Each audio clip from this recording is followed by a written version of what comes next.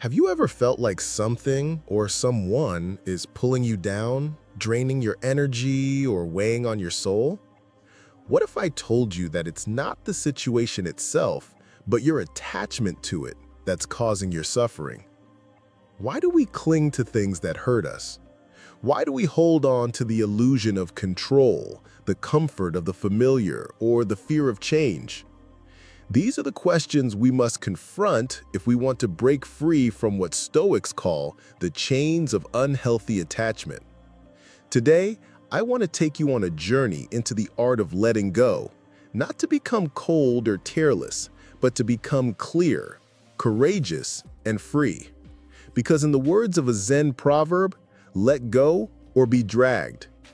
If you're tired of being emotionally entangled in what no longer serves you, relationships, expectations, or even your past self, then you're in the right place. This isn't about giving up, it's about gaining power. The kind of power that comes when you're no longer held hostage by what you can't control. Before we begin, if you find value in mastering your mindset, living with intention, and rising above emotional chaos, don't forget to subscribe. Join this journey of transformation. Now, let's step into the path of freedom through detachment. 1. Understanding unhealthy attachment.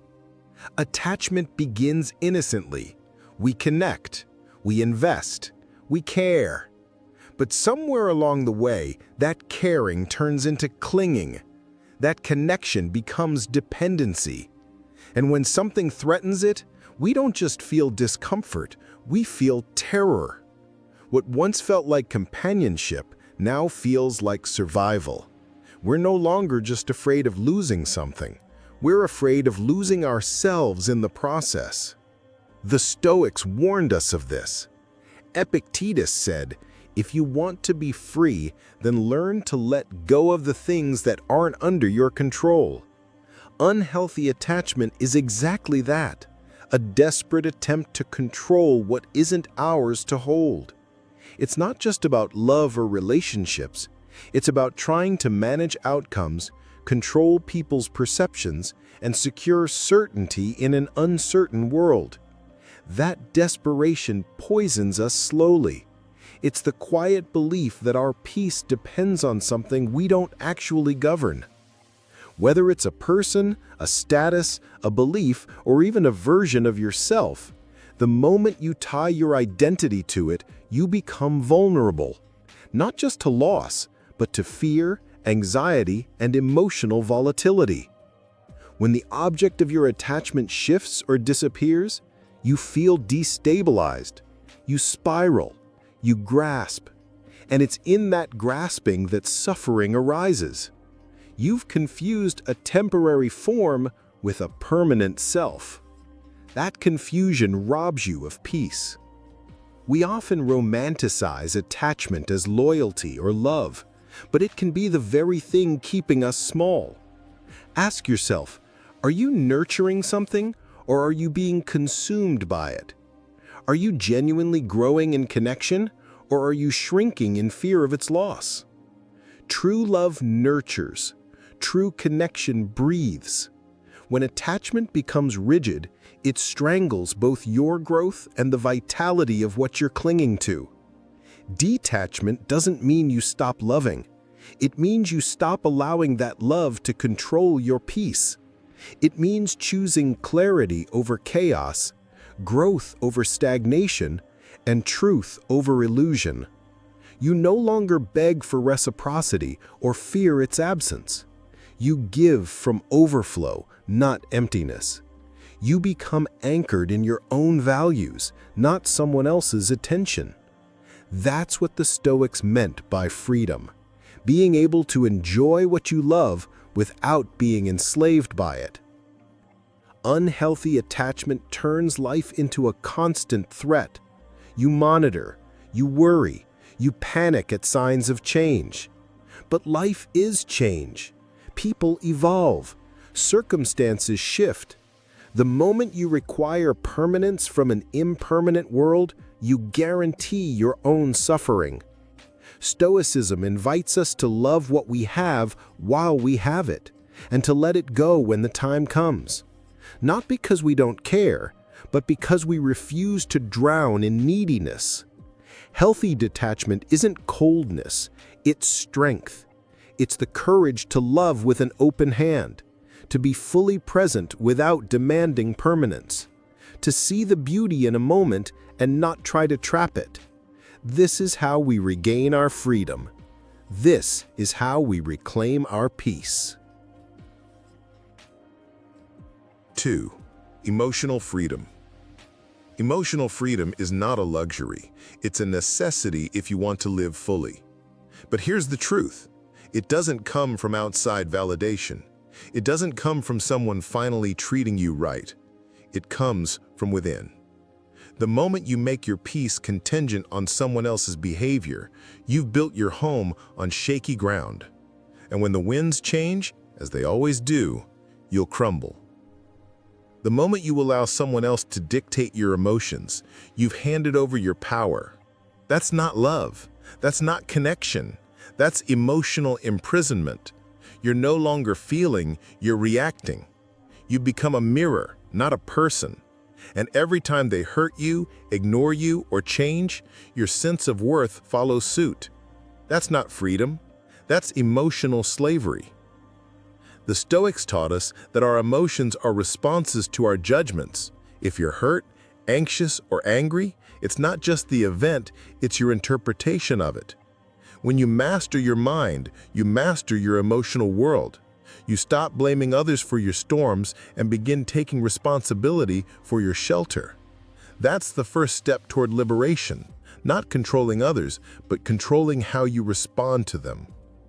Freedom begins when you stop saying, "They made me feel this," and start saying, "I chose how to feel about this." That's the shift. That's the work. It's not always easy, but it's always empowering. Because once you see that your emotions are within your domain, you're no longer at the mercy of chaos.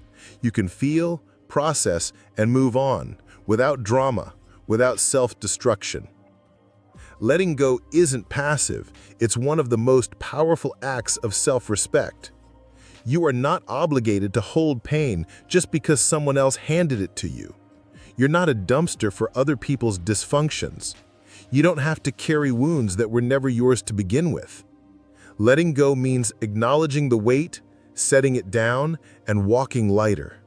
It's a declaration. I deserve peace more than I need their apology.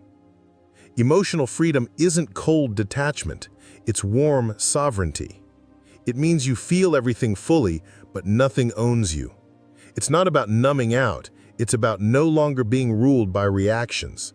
It's the calm in the center of the storm, the quiet knowing that no matter what happens outside, you can return to yourself. To walk in emotional freedom is to walk in truth. No more chasing, no more proving, no more negotiating your self-worth with people who don't see it. You belong to yourself. And from that wholeness, you can love deeply, live boldly, and face life with unshakable strength. 3. Detaching with love. Here's a powerful truth. You can love deeply and still walk away. You can care endlessly and still choose yourself. That's what it means to detach with love. It's not about giving up on people.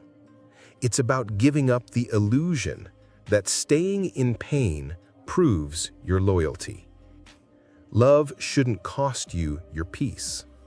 And if it does, it's time to redefine what love actually is. Detachment isn't bitterness. It isn't indifference. It's the understanding that love does not require self-destruction, that staying in something toxic doesn't prove your devotion, it erodes your soul. Real love breathes, it supports, it heals. When it starts to suffocate you, that's not love, that's entrapment dressed in emotional language. To detach with love means you wish them well, but you stop making yourself sick trying to fix them. You release the illusion that your love can save someone who won't save themselves. It's one of the hardest things to accept, that effort isn't always enough. That love, no matter how sincere, cannot override someone else's will to stay broken. You can hold space, but you cannot hold them together. Sometimes the most loving thing you can do for others and for yourself is to walk away. Not with hatred, not with blame, but with peace. You don't slam doors. You don't write final speeches.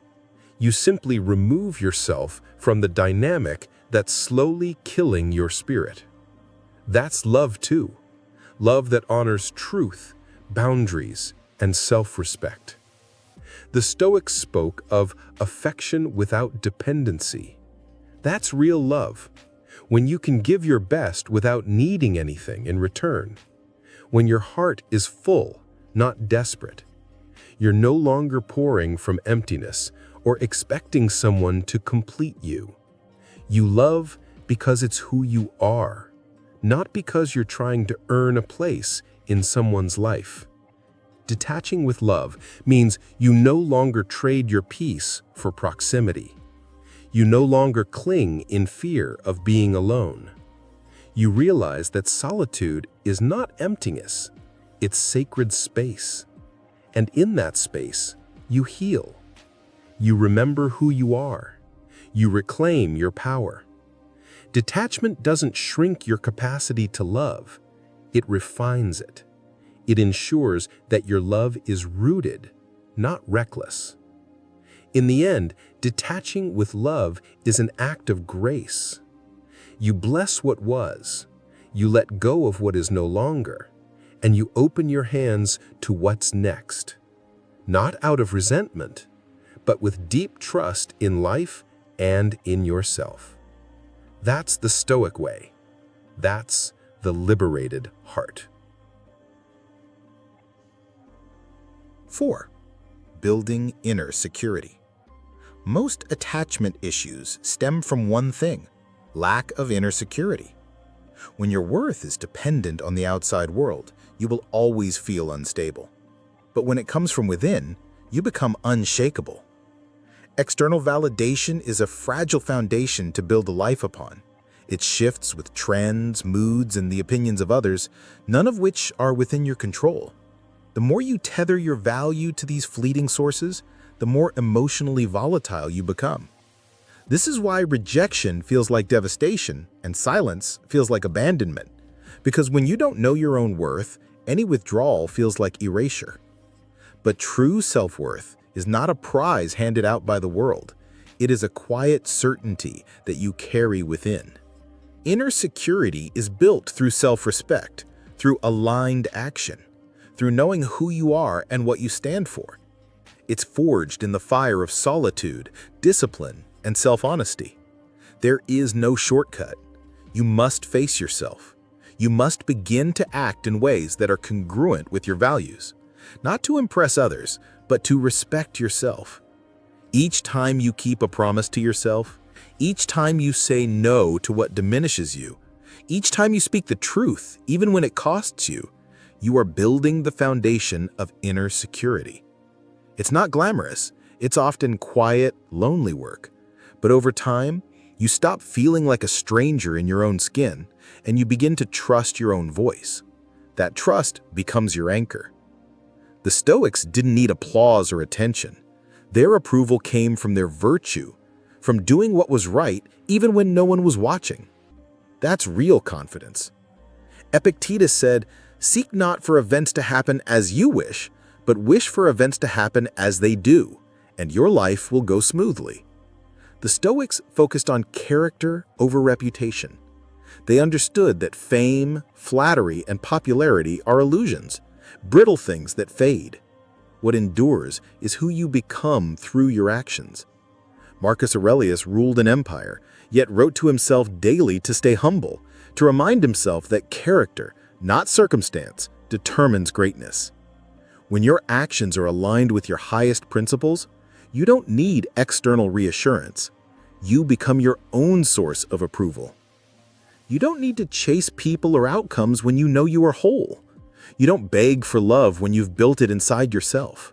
And you don't fear loss when you've already claimed your inner ground. This is not arrogance, it is peace. When you stop outsourcing your self-worth, you start walking with dignity. You no longer need to perform to be accepted. You can walk away from what insults your soul without hesitation. You stop asking, "What do they think of me?" and begin to ask, "What do I think of myself after this interaction?"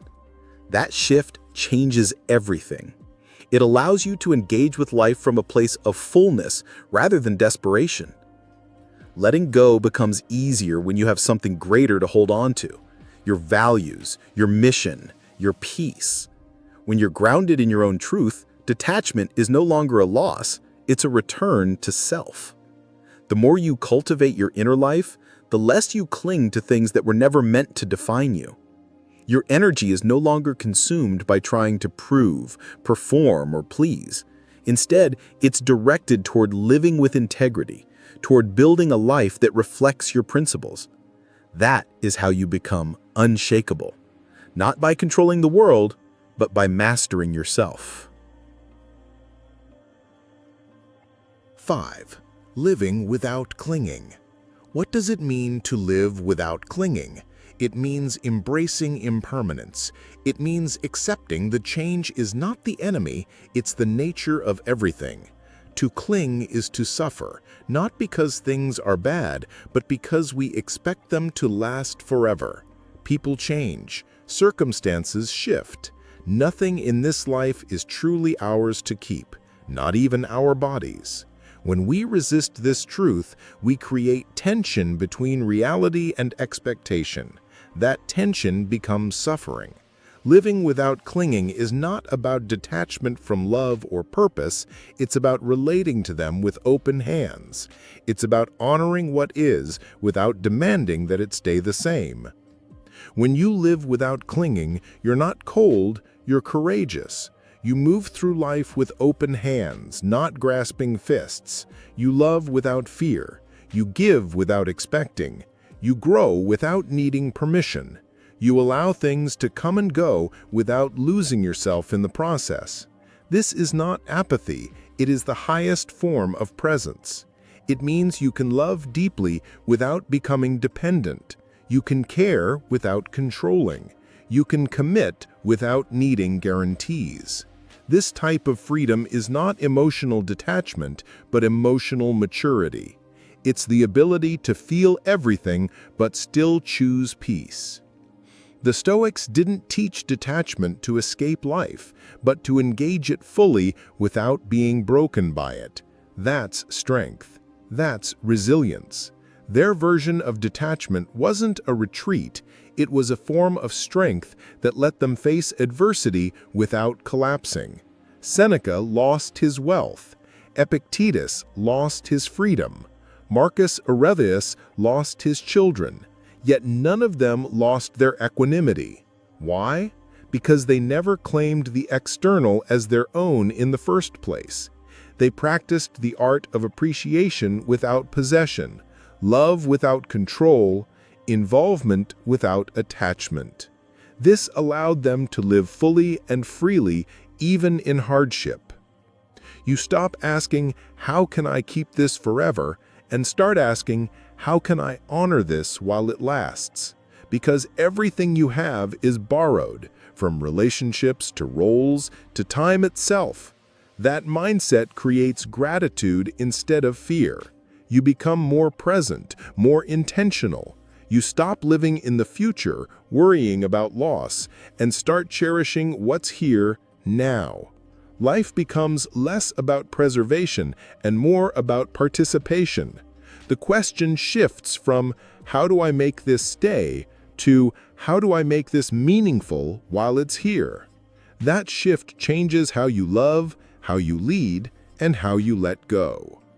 To live without clinging is to walk freely, to be in the world but not enslaved by it. That's the freedom Stoicism invites you into.